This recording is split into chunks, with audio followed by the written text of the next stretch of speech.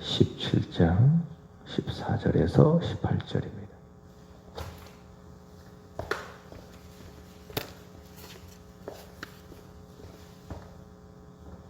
여호수아 17장 14절에서 18절까지 말씀입니다.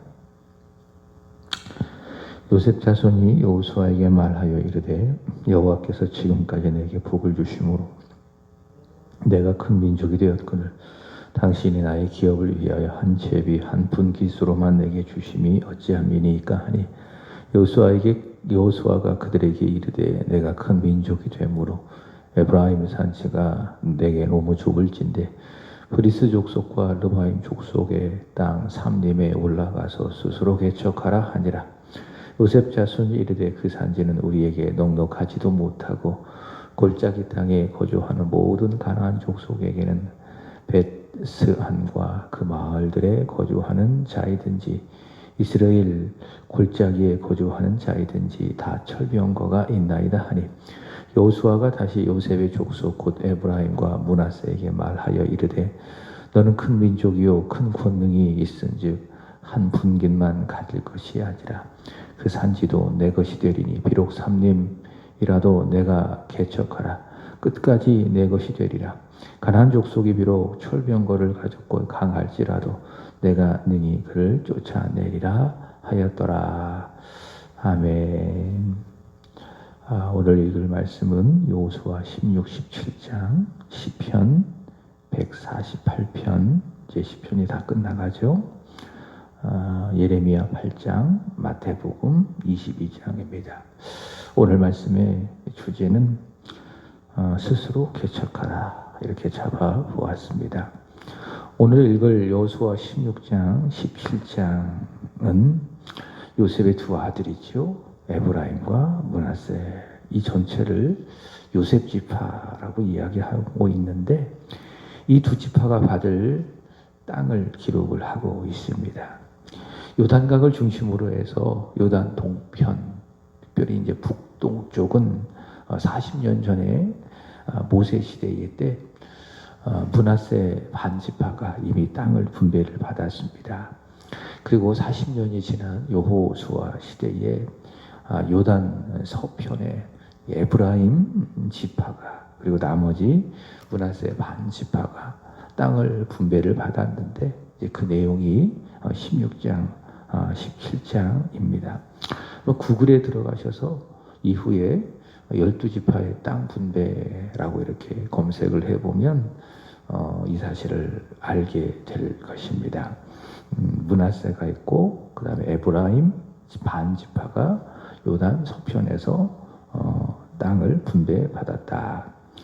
자, 읽지는 않았지만은 본문 12절의 말씀에 보면 이런 말씀이 있습니다.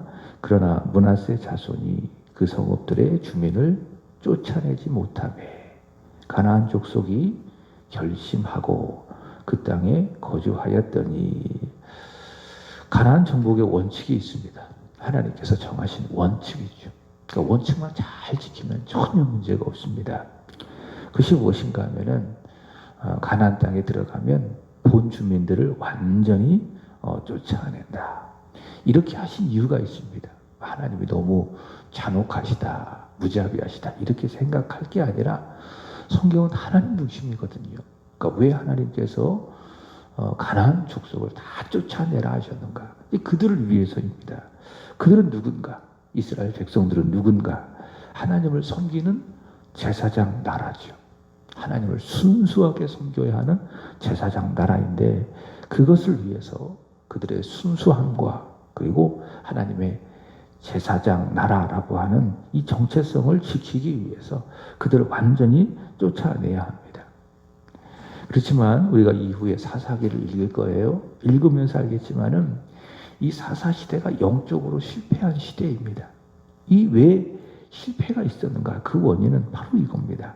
그 땅에 살고 있는 이 가나안 주민들을 완전히 쫓아내지 못했기 때문에 12절 다시 보시면은 므낫세 자손이 그 성읍의 주민들을 쫓아내지 못했다. 자, 이 말씀의 뉘앙스를 한번 보세요.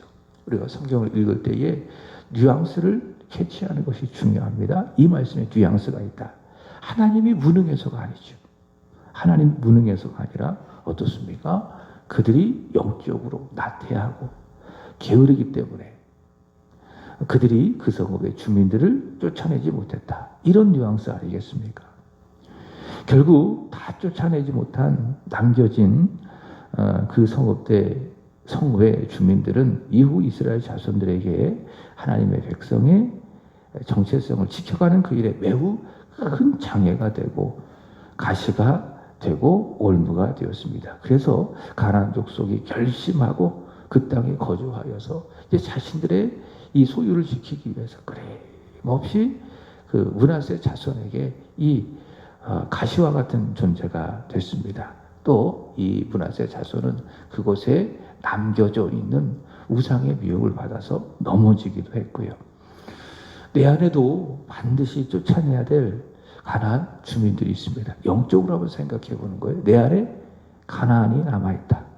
내가 예수를 믿고 구원받아서도 내가 반드시 쫓아내야 될 가나안이 있다. 그것은 무엇일까? 영적으로 생각해 보는 거예요. 그것은 악한 죄성으로부터 나오는 불평, 불만, 원망, 때론 일들이 되지 않을 때 내는 이 짜증들, 이런 것들이 되지 않겠습니까? 하루를 살다가 보면은 이런 가나안들이 시시때때로 올라옵니다. 이제 그것을 알아차리고 쫓아내야 됩니다. 내가 오늘 하루도 기도했어요. 불평하지 아니하리라. 원망하지 아니하리라. 짜증내지 아니하리라. 근데 내 힘으로 할 수가 없습니다. 내 안에 계신 성령의 능력으로 해야 합니다. 성령의 능력으로 성령 의지하고 예수 십자가 바라보고 내 안에 가나안을 쫓아내야 할 것이고 그리고 감사를 채워야 할 줄로 압니다. 지난주 이 맥주감사 2주 전이죠. 맥주감사 주일을 보내고 하나님께서 주신 제 마음에 감동이 있었습니다. 그것은 무엇인가 하면은 5번 감사하자. 하루에 몇 번? 5번을 감사를 해보자. 여기 보니까는 지수가 이제 감사거리를 계속 고민한다고 하더라고요. 이게 좋은 고민입니다. 거룩한 고민입니다. 참 좋은 고민이라는 어떻게 해서든지 자꾸 감사하고 감사를 연습을 하고.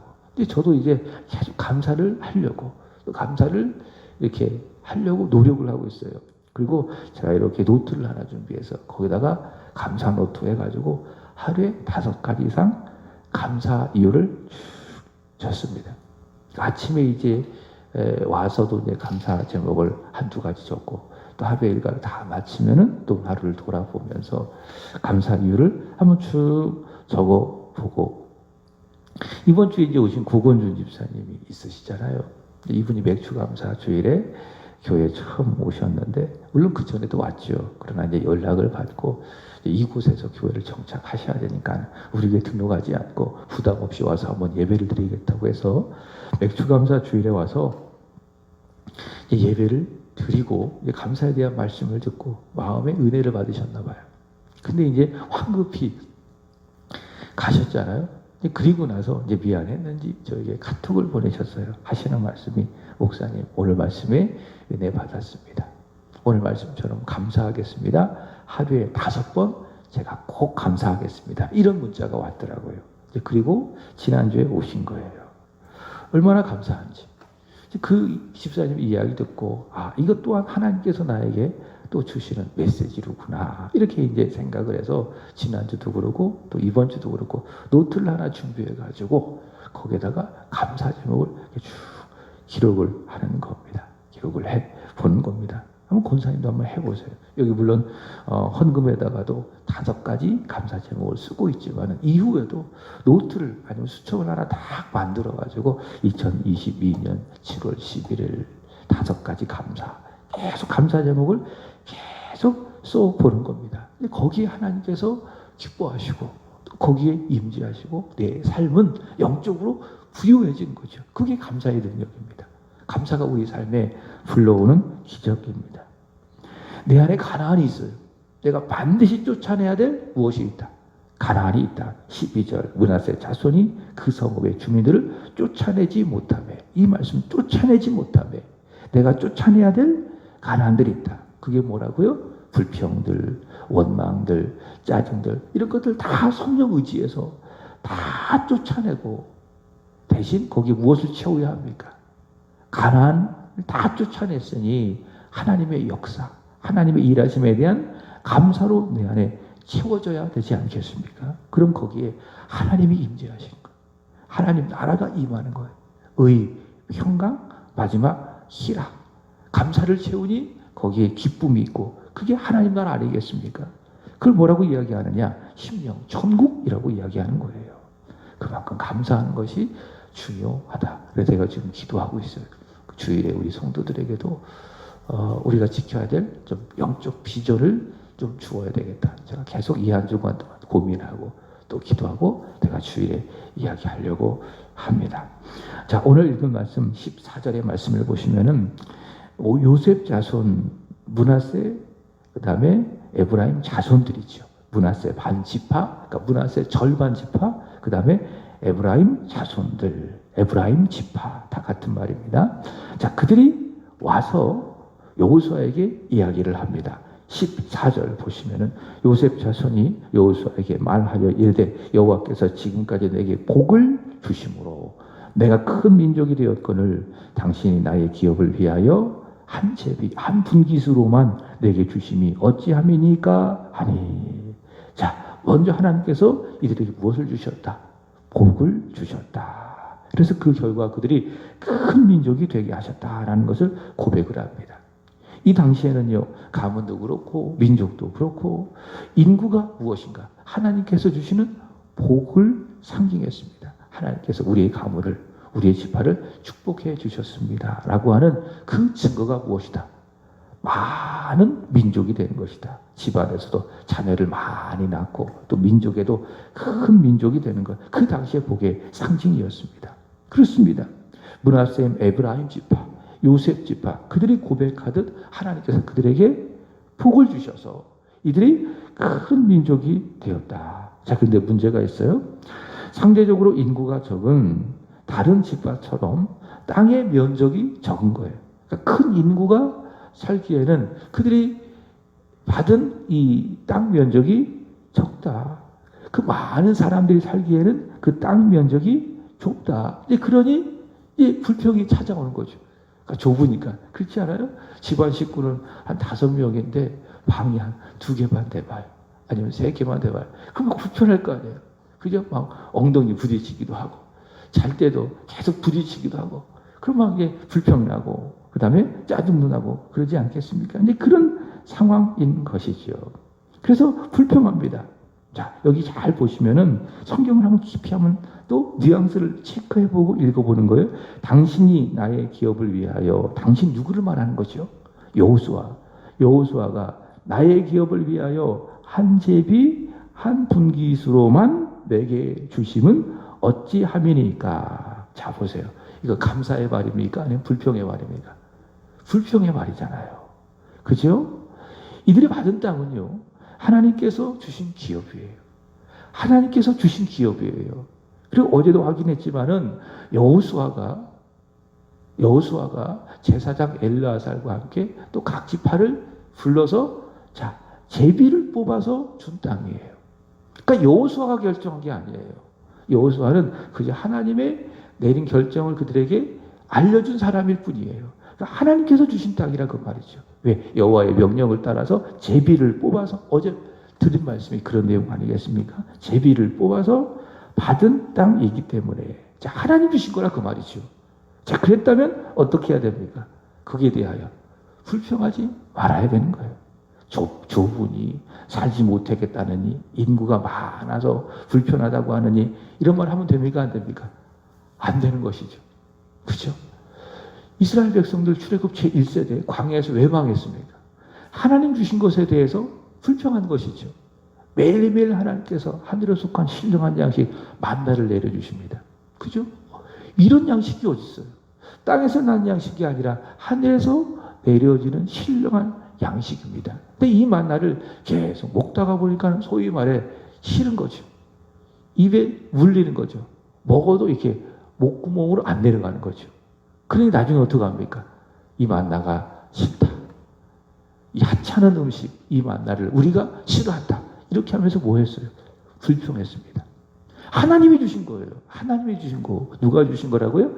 그들을 사랑하시는, 그들을 불쌍히 여겨주시는 하나님이 주신 겁니다. 그럼 어떻게 해야 돼요? 감사함으로 받아야 돼요. 먹기 싫어도 감사하면서 먹어야 돼요. 그게 뭡니까? 그게 믿음이다. 그죠? 근데 여기 므낫세 지파, 이 에브라임 지파는, 이 요셉 지파는 그렇지 않는 거예요.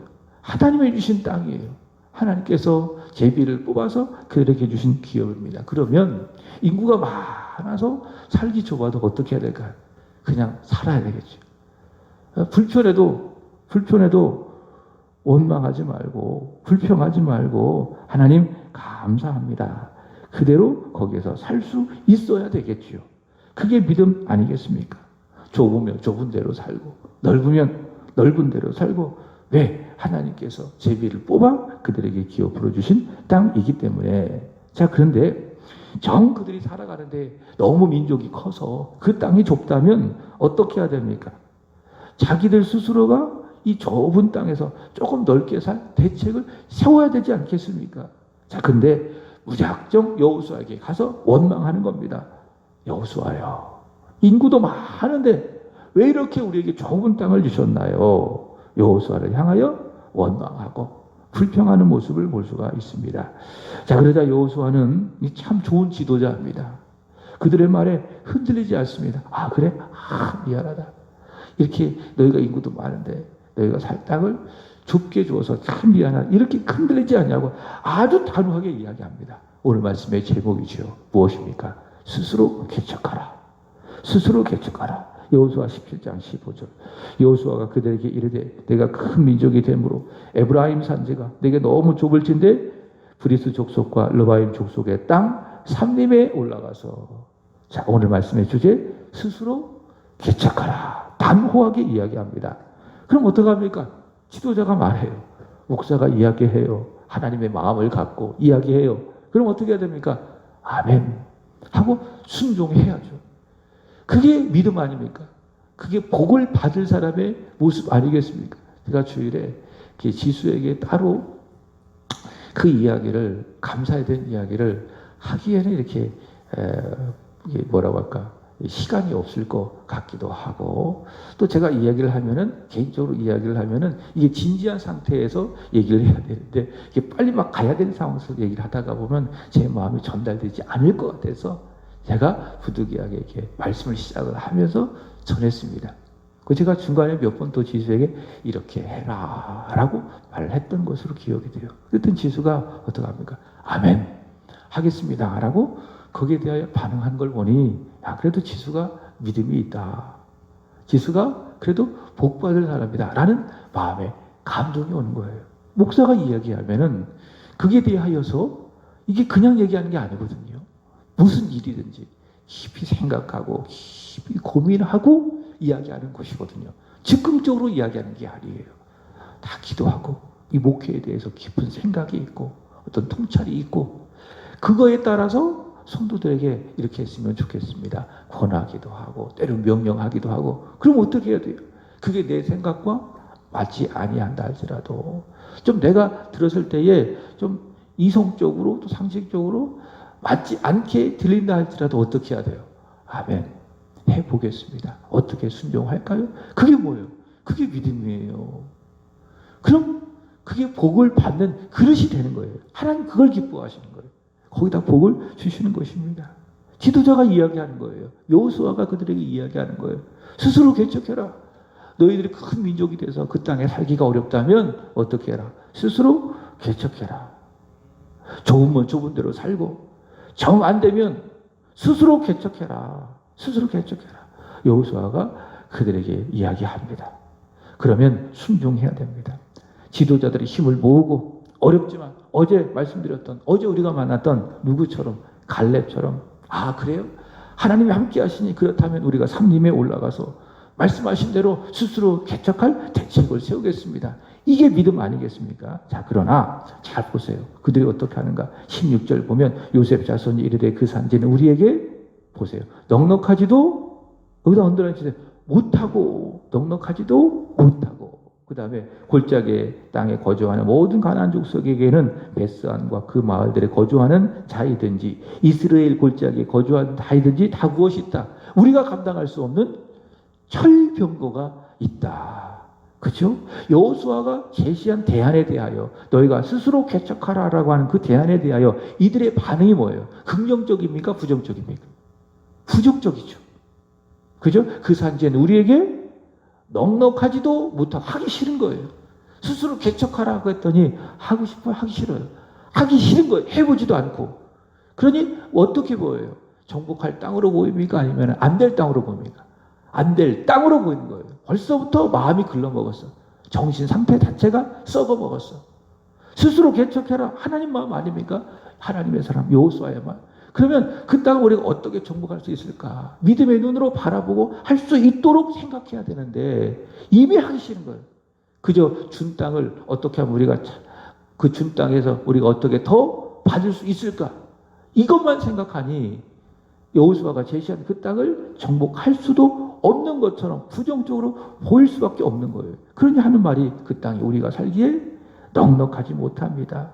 또 거기는 철병거가 있어서 우리가 정복할 수가 없습니다. 안 되는 것처럼 보니까 안 되는 것만 보이는 거예요. 그러나 보세요. 되는 걸로 보여요. 할 수 있다고 보여요. 그럼 어떻습니까? 진짜 되는 것처럼 보이는 거예요. 지금 요셉 지파는 안 되는 것처럼 보이는 거예요. 어제 85세의 노인 갈렙과 매우 대조적인 말이죠. 대조적인 상태죠. 갈렙이 뭐라고 이야기했습니까? 여호수아 14장 11절 보시면은 모세가 나를 보내던 날과 같이 오늘도 내가 여전히 강건하니 내 힘이 그때나 지금이나 같아서 싸움에 감당할 수 있습니다. 할 수 있습니다. 이렇게 이야기하죠. 그죠? 근데 에브라임 지파 뭐라고 이야기합니까? 못하고 넉넉하지도 못하고 할 수 없다고 이야기해. 해보지도 않고 싸워보지도 않고 못한대.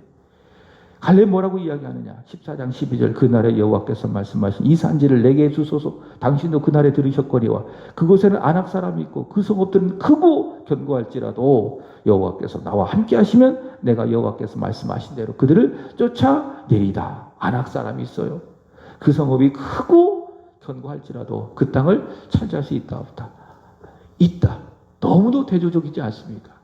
갈렙의 말과 이 요셉 지파의 말이 너무 대조적이지 않습니까? 그 땅은 우리에게 넉넉하지 못해서 우리가 차지할 수 없습니다.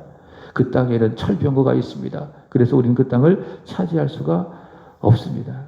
자, 하나님 누굴 기뻐하실까요? 갈렙을 기뻐하시지요. 이런 요셉 지파 하나님 절대로 기뻐하시지 않습니다. 절대로 좋은 믿음이 아니다라고 하는 것입니다. 갈렙의 하나님은 요셉 지파에도 하나님이에요. 요셉 지파의 하나님 그들과 함께 하시는 거예요.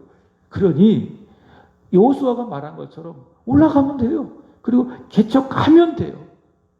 그죠? 하나님께서 제시하신 땅이니 그 땅 넉넉해요. 살기 충분히 좋아요. 그리고 비록 그들에게 철병거가 있다 할지라도 어떻습니까? 충분히 아주 넉넉하게 능히 정복할 수가 있다. 개척할 수가 있다. 자, 여호수아가 그 하나님을 믿기에 다시 그들에게 이야기합니다. 18절 보시면은 그 산지도 내 것이 되리니 비록 삼림이라도 뭐 해라? 개척해라. 네가 개척해라. 그 끝까지 네 것이 되리라. 가나안 족속이 비록 철병거를 가졌고 강할지라도 여기 보세요. 내가 이 단어 능히 그들을 쫓아내리라. 할 수 있다 없다? 능히 할 수 있다. 이게 믿음 아니겠습니까? 간신히 하는 것이 아니라 능히 할 수 있다. 능히 쫓아낼 수 있으니 스스로 개척해라. 이 여호수아의 말대로 스스로 개척했든지 아니면 이들이 요셉 지파가 불평하며 끝났든지 성경은 그 결과에 대하여 침묵을 하고 있습니다. 그러나 분명한 것은 이 요셉 지파가 하나님의 큰 복을 받았으면서도 불구하고 오늘 말씀해 보면 어때요? 게으르고 나태하고 부정적이고 믿음도 없고 참 복이 없는 사람들이에요. 다시 게으르다. 왜? 개척하기 싫으니까. 게으르고 나태하고 그 다음에 말에 있어서 어때요? 긍정적이고 부정적이에요. 부정적이고 믿음도 없고 그래서 이들을 알기 때문에 여호수아가 이들에게 한 말이 무엇입니까? 정신을 차려라. 스스로 개척해라. 그런 말 아니겠습니까?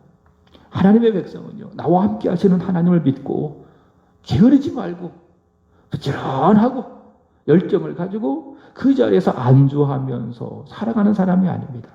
어떤 사람입니까? 믿음이 있는 사람이에요. 오늘 여호수아처럼 능히 할 수 있다라고 말하는 사람, 85세 그 나이 많은 갈렙처럼 그 자리에 일어나서 열정을 가지고 어려움을 이겨내고 스스로 모든 일을 해나가는 사람, 스스로 개척하는 사람, 그가 누굽니까? 그가 바로 하나님의 사람이다 라고 하는 겁니다. 모든 일에 하나님 의지하고 신뢰하고 불가능한 상황 속에서도 스스로 개척하는 사람, 그게 누군가? 그것이 바로 하나님의 사람이죠. 모든 어려움 속에서도 스스로 개척하는 사람. 자, 스스로 개척하는 백성, 하나님의 백성. 자, 간단하게만 전합니다. 자, 오늘 이어지는 말씀 시편 148편인데 다 끝나가요. 시편 148편 13절에 보면 홀로 높으시며 그 영광이 천지에 뛰어나신 여호와 하나님의 이름을 찬양하라. 자, 하나님의 백성, 스스로 개척하는 하나님의 백성, 늘 어떻게 삽니까? 긍정적으로 살아요. 감사하며 살아요. 능히 할 수 있다고 말하며 살합니다. 특별히 시편의 말씀처럼 찬양하며 살아요.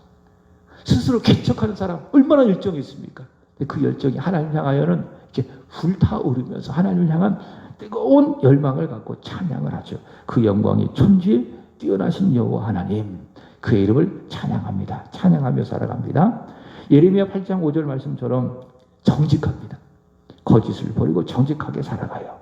마태복음 22장 37절에서 39절의 말씀처럼 살아갑니다. 주일에 말씀을 드렸죠. 우리가 살아가는 일에는 끝이 있다 없다. 없다. 근데 내 힘으로 할 수 없어요. 그래서 말씀을 드렸잖아요. 기도하라. 그리고 사랑하라. 하나님의 백성은 기도하는 거예요. 살아갈 수 있도록. 하나님의 백성은 마음을 다하여 목숨을 다하여 뜻을 다하여 하나님을 기도하면서 하나님의 능력을 힘입어 사랑하고 또 내 이웃을 내 몸처럼 사랑하게 됩니다. 자, 말씀을 마칩니다. 하나님 오늘도 우리와 함께 하십니다. 앞으로 모든 우리의 인생의 여정에 함께 하실 줄로 믿습니다. 이 사실을